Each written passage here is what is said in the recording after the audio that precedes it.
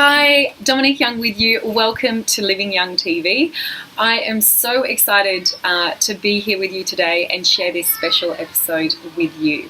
If you're at home and you are trying to conceive, then you're going to love today's episode. We are talking about fermented and probiotic foods and why they should be an integral part of your diet. And as you can see, to help me talk about this topic here today, I have two experts, very special guests, both Jules and Sai of Kana. So Jules or Sai, do you want to tell me just a little bit about Kana, or tell us a little bit about Kana? Yeah, my pleasure. So at Kana we provide informative and whole food workshops. Our passion is really to educate, promote and inform people of how they can increase the amount of whole foods that they're getting in their eating plan, whether that's vegan or paleo or raw. We just kind of encourage it, and we also promote the benefits of probiotic and fermented foods at our workshop. So yeah. Awesome. So look, I love these girls. They're extraordinarily passionate about what they do, and they've really dedicated their whole time to share the power of these foods, not only with their family and their community, but the world at large, really. And I've been to their workshops more than once, and they're really good, and I highly recommend them. And so we're talking about fermented and probiotic foods. So maybe Jules, do you want to tell us, when we're talking about these foods, what we're actually talking about? Well, there's a variety of different probiotic foods and beverages, and these foods contain bacteria, good bacteria, and they contain lots of different strains of bacteria, and they're very ancient and old foods, and they've been forgotten they've just been forgotten and they're not used anymore due to fridges and modern food and foods in packages. So it's food that traditionally used to be in our diets, but they are packed with bacteria, which we don't have many foods anymore that contain bacteria. We do have yogurt and Yakult and things like that, but they're not as optimal and they're not as great. Yeah. And if we're talking about this bacteria, why do we need it? Do you want to answer that? Sure. Sai? Well, we're actually full of bacteria. Where it covers our skin, it covers all of the inside of our body, and 99% of the bacteria that we possess that make us up is actually non-harmful. So it's the 1% that, if it's incorrect or if we don't have the right balance, can actually get out of hand and make us sick. A lot of people don't know that. The other thing is that in our gut we should have 3 kilograms of the good bacteria just in our gut, sitting there doing its job. We need bacteria because it helps us. It's the first line of defense. It boosts our immune system. It is our immune system. It helps us digest the food that we put in our mouth. A lot of people think that they put the food in and their body does all the job. The actual organs do the job of breaking it down, but it's the bacteria. And if we have enough bacteria and the right bacteria, that will digest our food down enough so that our body can absorb the nutrients and minerals in the food that we're putting in and then can use it. And then we don't have issues like leaky gut. We don't have food allergies because these foods are being digested enough to go into our bloodstream and into our body in the most optimal way.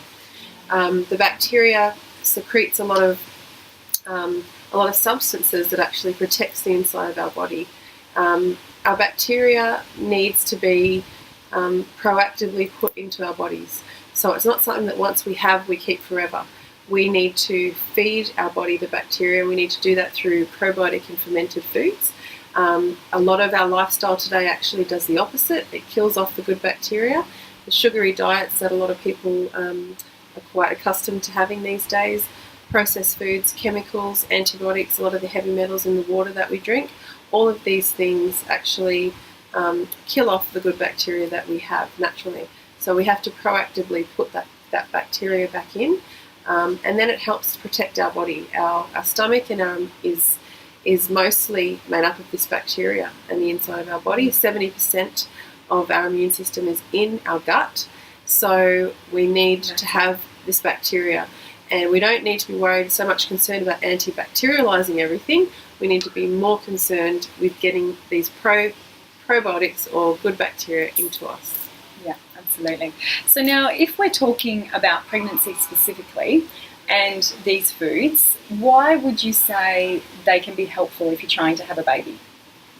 Well, the bacteria that the mother has is what is passed on to the baby or not passed on. So if they don't have enough good bacteria in their body, then it's not going to be passed on to the baby as well. But also, if you don't have a healthy gut, you don't have a healthy, strong body.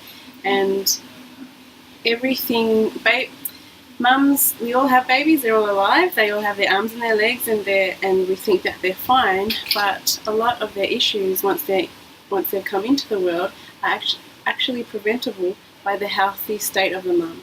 And our gut is the protector of our body. It's the warrior, it's the soldier that protects us from toxins and heavy metals and all bad things that we put into our body. But I don't think people really understand that health and wellness starts with it, but also gets destroyed by it as well. Also, the dad, his bacteria is also absolutely joined in or contributes to the baby too. And I don't think people really understand, and dads and males don't understand that their gut profile or their bacteria profile contributes to the profile of their baby too.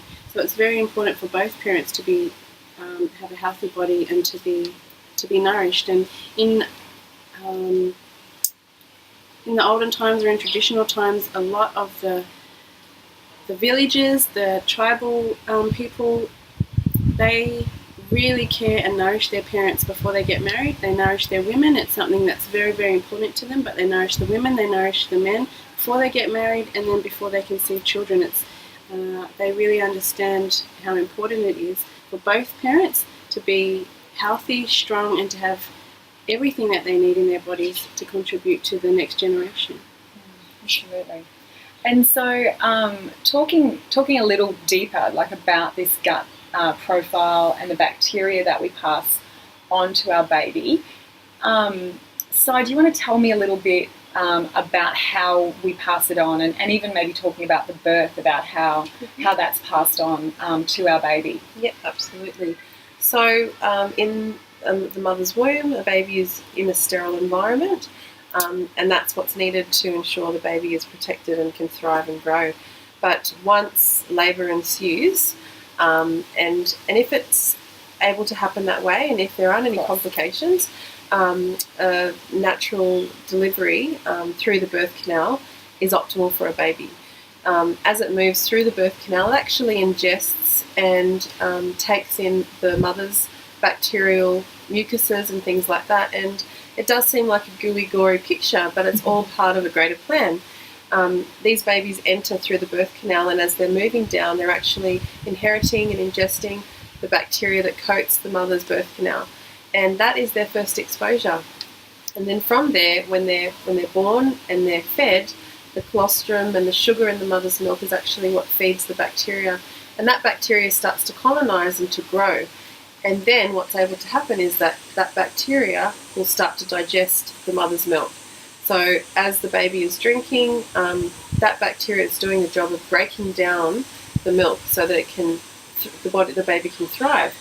When we have a baby who isn't born that way, isn't able to have that access to inherit the bacteria from the mother, and then on top of that, they're given antibiotics. You can see already how disadvantaged it is from the very get-go that they're able to boost and give their immune system that initial step that it needs to get ready for the big wide world. When babies have a lot of digestive complaints, all of these things, by administering probiotics and giving them enough good bacteria, they don't get the digestive issues, because they have the good bacteria there. It can break down the mother's milk, it can break down the formula, whatever way they're being fed. So that is the best way for a baby to inherit its first batch of bacteria. In saying that, as Juliet said, if the mother doesn't have enough of that good bacteria ratio, then you can't pass that on to your child. So your child's already disadvantaged.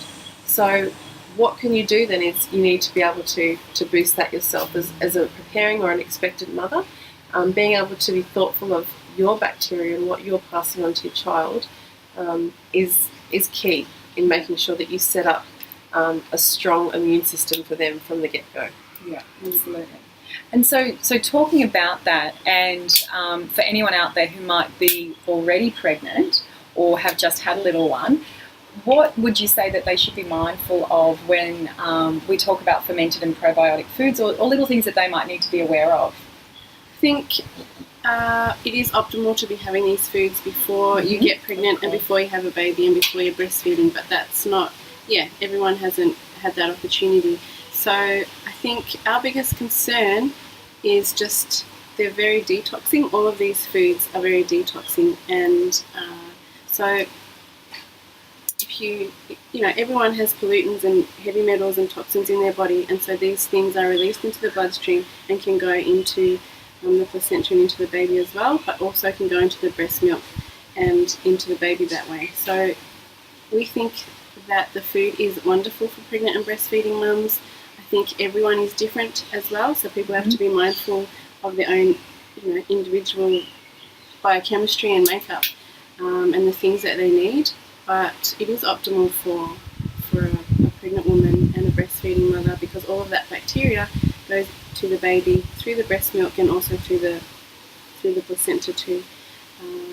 So I guess, that's kind of just my biggest concern is the toxins going into the baby. So they wouldn't have as much as a normal person who's not breastfeeding or pregnant. They would have just small amounts, but it's still very beneficial. Yeah. So small amounts in small doses.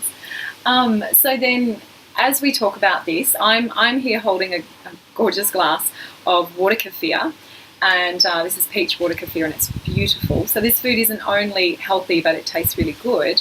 If we're talking about the different types of fermented and probiotic foods, now there's water kefir and there's kombucha and quite a few others. What would you say, is one better than the other, or what would you say to mothers out there or women trying to conceive? Should they consider one over the other? How should they go about this?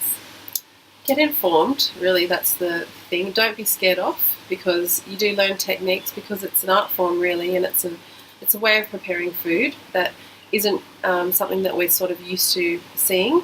A lot of European cultures, they do, and Asian cultures too, they do have their own form of fermented foods. But here in Australia, it's not as common. So you may need to take a little while to get to know what it's about and get informed, and that's absolutely fine. All of these different kinds of foods, so just briefly, there's kombucha, there's water kefir, coconut water kefir, milk kefirs, and fermented veggies.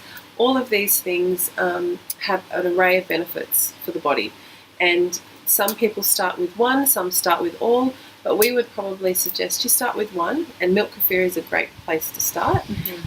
It's quite simple. You just need your live culture and your milk. So whether you want to do nut milks or coconut milks or animal milk, it's fine. It's a great place to start. And attending a workshop if you can is great as well. So yeah. And so I mentioned earlier that I have attended your workshops. You guys are holding workshops both in Darwin and Melbourne, yes? That's right. Yeah, okay. So I guess that wraps up our session today, talking about fermented and probiotic foods. If you do have any questions, please let us know in the comments. If you liked this video, please also let us know in the comments. And make sure you jump on to Facebook and follow both Jules and Sai. Their Facebook page is www.facebook.com/Kana the Power of Food. Yeah, that's Kana the Power of Food.